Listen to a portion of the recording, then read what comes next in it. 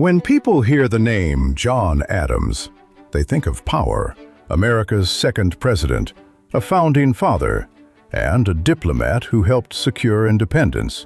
But here's the question almost no one asks. If Adams stood at the center of early America, why didn't he die rich like George Washington? No massive plantations, no business empire, no legendary fortune. So how wealthy was John Adams really? Was he secretly rich or quietly struggling behind the scenes?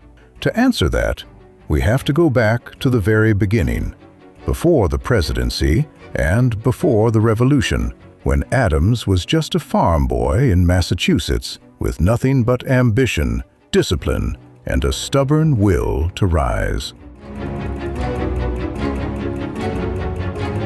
John Adams was born in 1735 in rural Massachusetts, and his family wasn't wealthy or politically powerful. They were farmers, living a simple life that could turn difficult fast.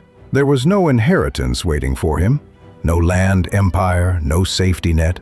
But Adams was sharp, disciplined, and unusually ambitious. And unlike most boys of his time, he made it to Harvard. That decision changed everything. After graduating, he worked as a school teacher and then became a lawyer. And for the first time in his life, he started earning real money. Not a fortune, not elite wealth, but steady income. And that steady income became the foundation of everything he would later build. By the time Adams became a respected lawyer in Boston, his income finally started to grow. He wasn't wealthy like the colonial elites, but he was doing well enough to live comfortably and build a stable life. Then the Revolution arrived, and everything changed. Adams threw himself into speeches, Congress, and diplomacy. It made him famous, but it didn't make him rich. Public service didn't pay like private law, and long months away from home meant fewer clients and less income. While others built fortunes through trade or land, Adams was building influence. And that choice created the central contradiction of his life. He helped create a new nation, but his personal wealth slowed the moment his role became historic.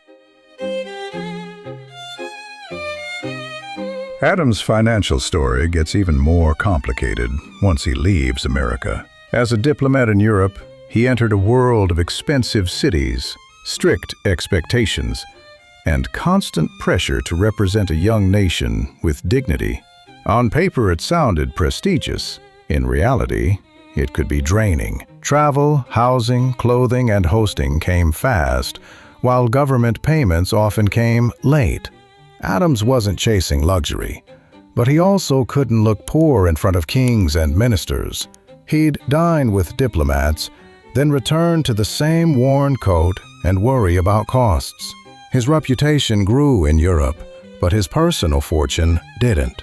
He was collecting credibility and power, yet none of that could pay the bills on time. When Adams finally returned home, the public saw a hero. Financially, though, he was still a successful professional, not a man sitting on a massive fortune.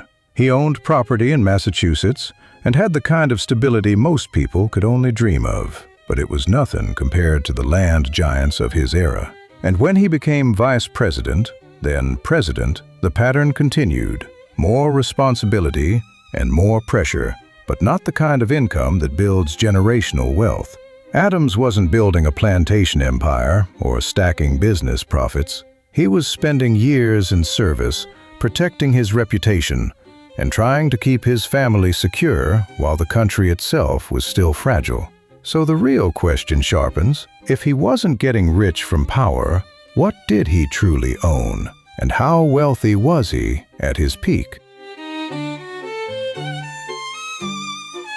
So here's the honest answer.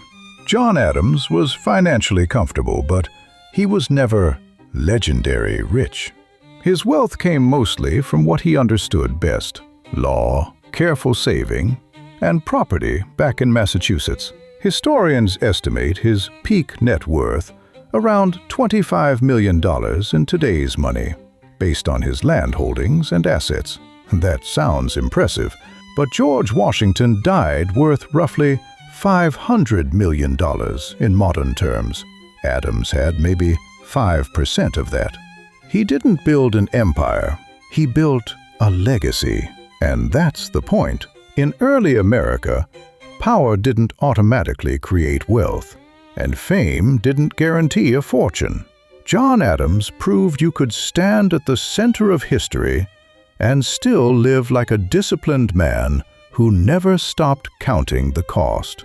If this story surprised you, hit that like button and subscribe, because the wealth secrets behind other founding fathers might shock you even more. Check out the videos on screen now.